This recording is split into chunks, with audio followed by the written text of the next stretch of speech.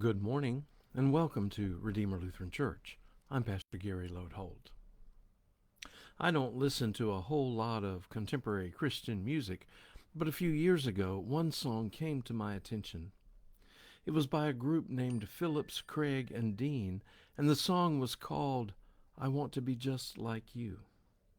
The song tells the story of a father at the bedside of his son for his son's nighttime prayers. The father reflects on his son and how his son watches everything he does, trying to be like his daddy. As his son completes his prayers, the father prays his own prayer. Lord, he says, I want to be just like you because he wants to be like me. That's a prayer worthy of any parent. This week after Father's Day, we are looking at fathers in the Bible, each day looking at a father who was a good parent and one who wasn't. Today is a little different because we're going to look at David and his father, Jesse. We've been starting with the bad father first, so let's continue that pattern today and start with David. That might surprise you because in the Bible, David is often held up as the paradigm of who we are supposed to be.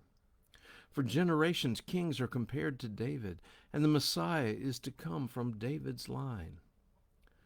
God loves David, and he is described as a man after God's own heart. But that doesn't mean he was a very good father. As I have mentioned previously this week, it sometimes seems that in the Bible that fathers can be somewhat remote from their children. Women ran the home and reared the children, while the men tended to other matters. That might seem especially true of a man like King David, who is busy running the nation, fighting wars, and making treaties. And that's another aspect of all this. The way treaties were signed back then was that the daughter of one king married the other king or one of his sons. So David had many wives, and when they had children, he may not have had a whole lot of interest in knowing those children very much. So, we might describe him as a somewhat disinterested father, and that had disastrous results in his family. For example, he had one son named Amnon, who raped his half-sister, who was named Tamar. David couldn't bring himself to punish his child much, so Tamar's brother Absalom stood up for his sister and killed Amnon. So you've got a rape and a murder in the family already. It wasn't long after that Absalom decided that David's time as king was over, and it was now his turn to rule. He didn't wait patiently for years like King Charles, and instead he engaged in a coup d'etat, and rather than go against his own son, David fled the palace.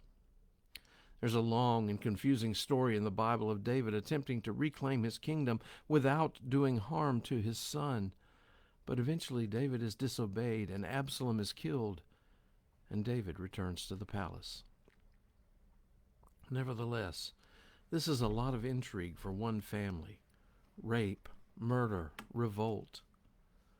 Maybe that's what comes from an absent or disinterested father. On the other hand, you have the example of David's own father, Jesse. Jesse and his wife had 8 sons, and when the prophet Samuel came to anoint one of them as king, the sons were brought to Samuel for his inspection. The Bible talks about how these sons appeared, tall, strong, well-formed inside and out. And as we might have seen previously this week, that can be a sign of coming from a home that was happy and where love was shared. Eventually, Samuel learns of David out in the field and sends for him, and that is who God chose to be the next king. The only other time we hear of Jesse is when all of David's brothers have gone off to fight in the war against the Philistines. Jesse gathers together some supplies of bread and cheese and other things to send to his sons off fighting the war, a sign of his continued and ongoing care for them. Now, just to wrap the story up, David takes the supplies, and the whole story ends with David fighting Goliath. David stands as an example of a father who didn't have much to do with his children. Jesse stands as one who cared for his children with an ongoing love. Maybe there's one other difference too. David often seems to be focused mostly on himself. Jesse seems to have focused on his children. That's the call to all parents. Thanks for watching, and remember to let this day belong to God.